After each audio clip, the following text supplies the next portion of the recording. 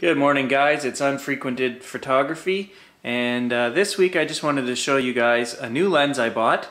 We'll be doing a full review on it later. It's the Tamron 300 2.8 LD-IF SP and all these other acronyms you can think of.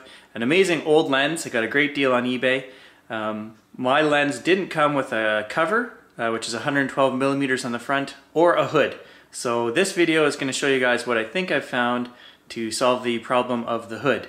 After a bunch of research online, I found that the best solution for a cover was probably a neoprene cover. You can get them for about 12 bucks online and they just slide right over the end, and that solves that problem. But I had to dig around the house a little bit to find what I was going to use for the hood.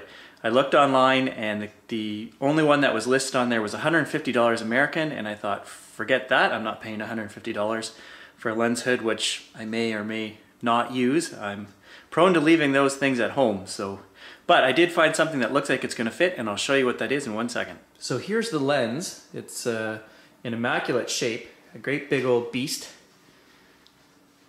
112 millimeter filters on the front of that. And what I'm going to do is, if we look at this edge here, I don't know if you guys can see that, but there's actually a beveled spot in the middle. So we're going to slide something right over here, over the top, and it's going to fit against here. And then we're just going to put, I have a Velcro cable tie in front of it to keep it on there. And this is what we're going to use. I was looking, and I have a CD spindle. And the bottom diameter of this looks like it's going to fit exactly on here. If we look there, and so what we're going to do is cut the inside of this out, slide that on. Once it's slid on and into place, we'll be able to take this, cut the outside of it out, and it'll slide right on, and we'll be able to lock it on and off just like it was a removable hood.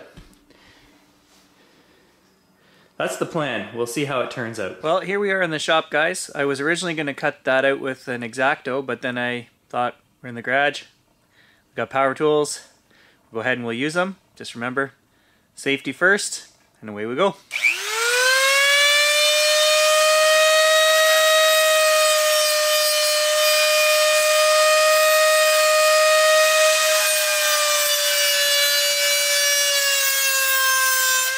So we've managed to get a rough cut out of the center. It's a very brittle plastic, so what I'm going to do now is put this mask on.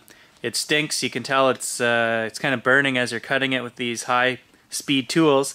I'm going to put a grinding stone on, and I'm just going to basically grind out the inside of the plastic, and I'll put this on so I don't have to breathe in any of those little plastic bits as they fly up and whatnot.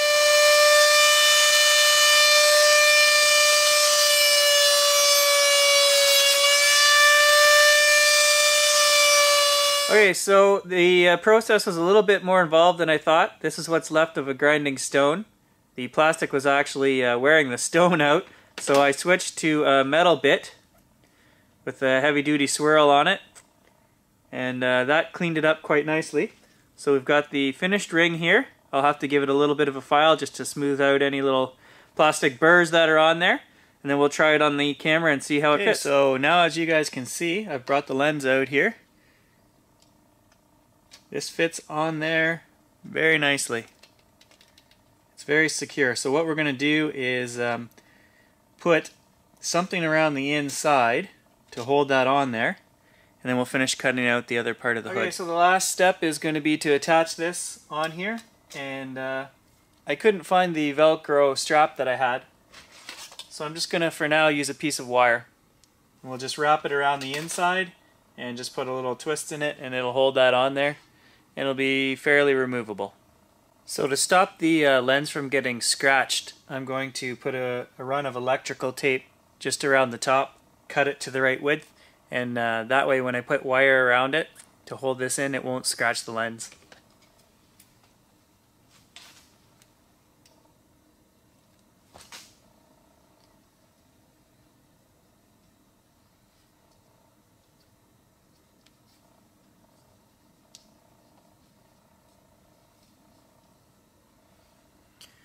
So you can see I've run wire around the inside over the electrical tape, and right there I just gave it a couple twists and tucked it in against the plastic. And now we'll try the lid.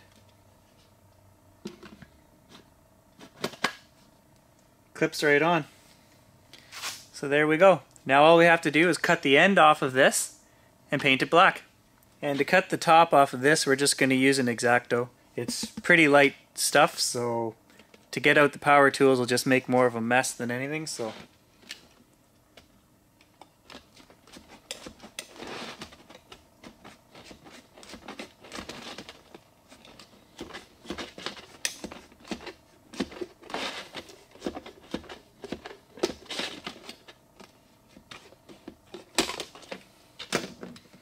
there we go.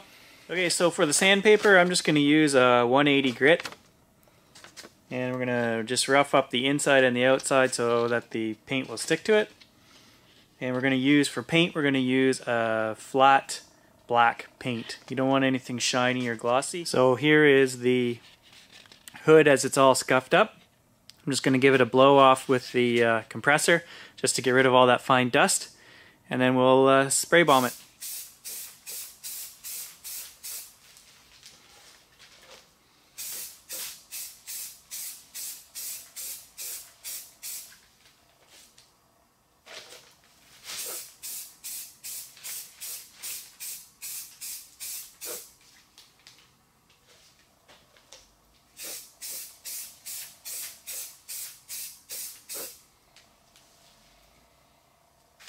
Just going to do really light coats, let it dry for 5 minutes, and do another coat. Make sure we get the inside and the outside. Well, there it is, guys, the finished product. They say a lens hood doesn't have to look good to be functional, but I'm glad this one actually does look good. Such a nice old lens deserves it, and this is going to be really functional. It's very sturdy. It's removable. Like I said, we can just turn it and pull it off. It's light, and the best part is it didn't cost me $150 American on eBay. So next week I'm going to do a full review on this lens. We'll put that up on the site, and until then I'll just throw a few pictures I took with it last night without the lens hood, but you can see it's a gorgeous old lens and it deserves some respect and a review. So we'll talk to you next week.